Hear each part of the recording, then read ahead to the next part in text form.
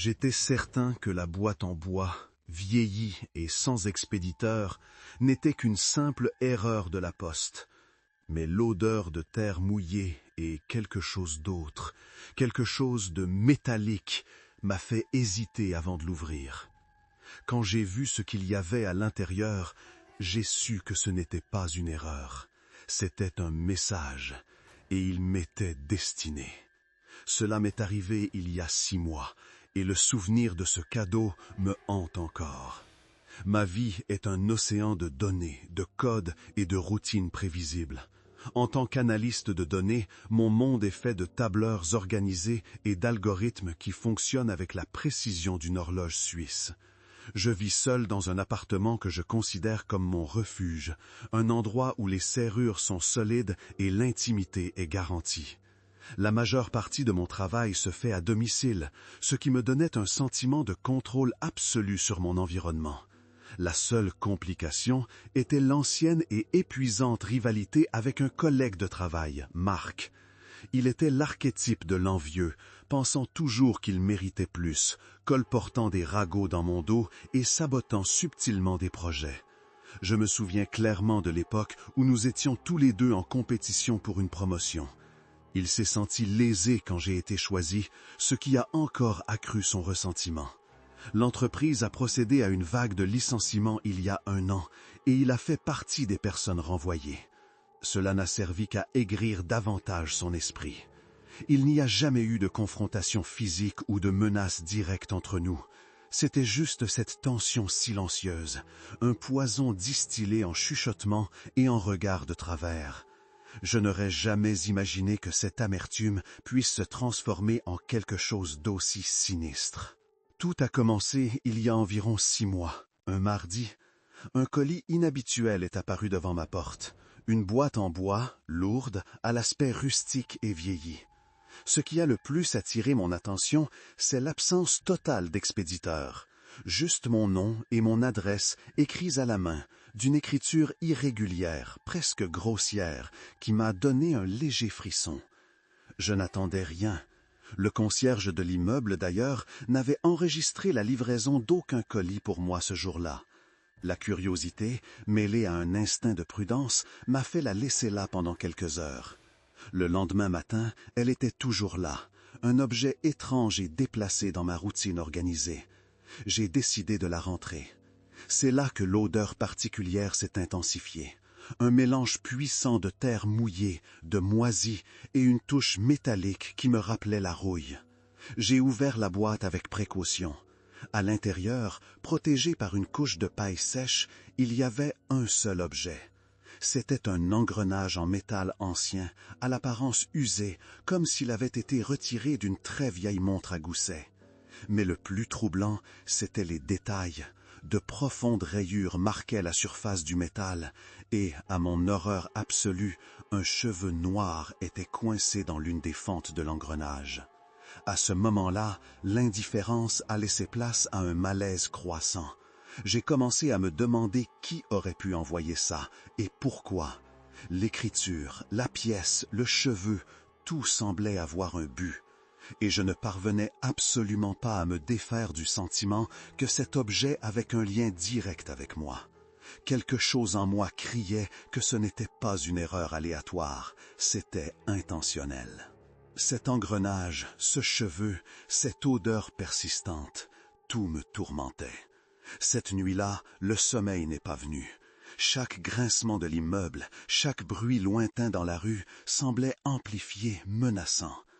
Vers 3 heures du matin, le silence a été rompu par un son différent, subtil, mais sans équivoque. Le lent frottement de quelque chose de lourd dans le couloir de mon étage.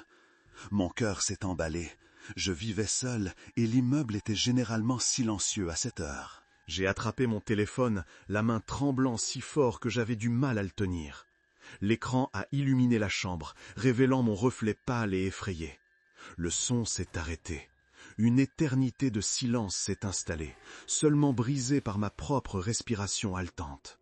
Puis, un léger toc, toc, toc à ma porte.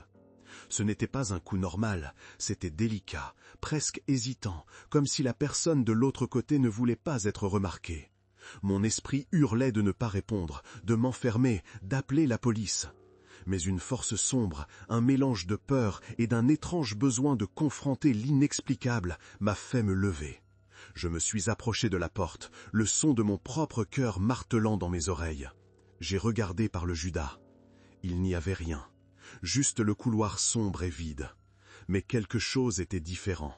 Cette odeur de la boîte en bois, cette senteur de terre mouillée et de métal était plus forte maintenant, émanant de l'extérieur de ma porte. Et puis, je l'ai vu.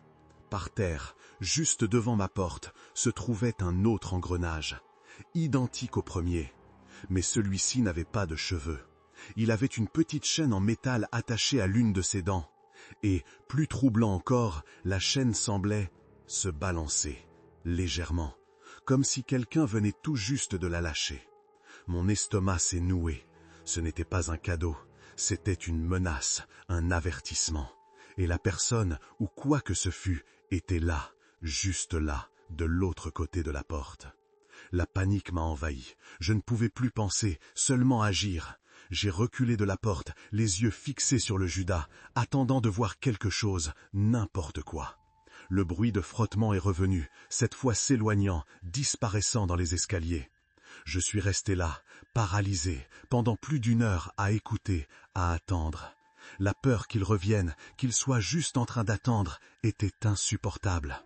Au premier signe de lumière, j'ai fui. Je n'ai rien pris, juste les clés de la voiture et mon téléphone. J'ai dévalé les escaliers, évitant l'ascenseur, priant pour que personne n'attende. J'ai atteint ma voiture garée à 3 pâtés de maison, mon corps tendu et prêt à tout. J'ai conduit sans but pendant près d'une heure, jusqu'à ce que la panique cède la place à l'épuisement. Je suis allé directement au commissariat de police. J'ai tout raconté. La boîte, l'engrenage, l'odeur, la porte, le deuxième engrenage. Le policier a tout noté avec un air ennuyé. « Monsieur, sans témoin, sans blessure, sans effraction avérée, il est difficile de poursuivre une enquête. Cette histoire de collègues de travail envieux, c'est de la spéculation. Nous pouvons enregistrer cela comme un incident de colis suspect, mais il n'y a pas grand-chose que nous puissions faire pour le moment. » Il m'a tendu un papier avec un numéro de procès-verbal. Cette nuit-là, cherchant désespérément des réponses en ligne, j'ai trouvé un forum obscur sur les expériences paranormales et les crimes inexpliqués. Il y avait des dizaines de récits similaires, des colis mystérieux, des objets laissés devant les portes, des odeurs étranges. Un cas spécifique, celui d'une femme dans une autre ville, décrivait une boîte en bois avec un engrenage et un cheveu. Le message datait d'il y a 2 ans. L'auteur avait disparu peu de temps après. Aucune résolution, aucun agresseur attrapé.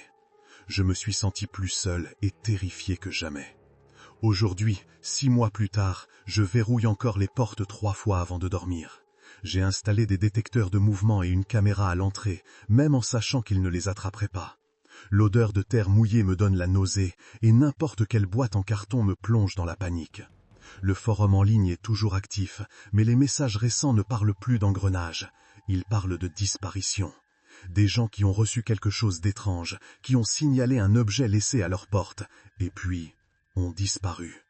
Il n'y a plus de message de cette femme à l'engrenage, ni du type qui a signalé avoir disparu peu après. La dernière chose que j'ai vue, avant d'éteindre mon ordinateur cette nuit-là, était une notification d'email. L'expéditeur était anonyme. L'objet, nous sommes toujours synchronisés.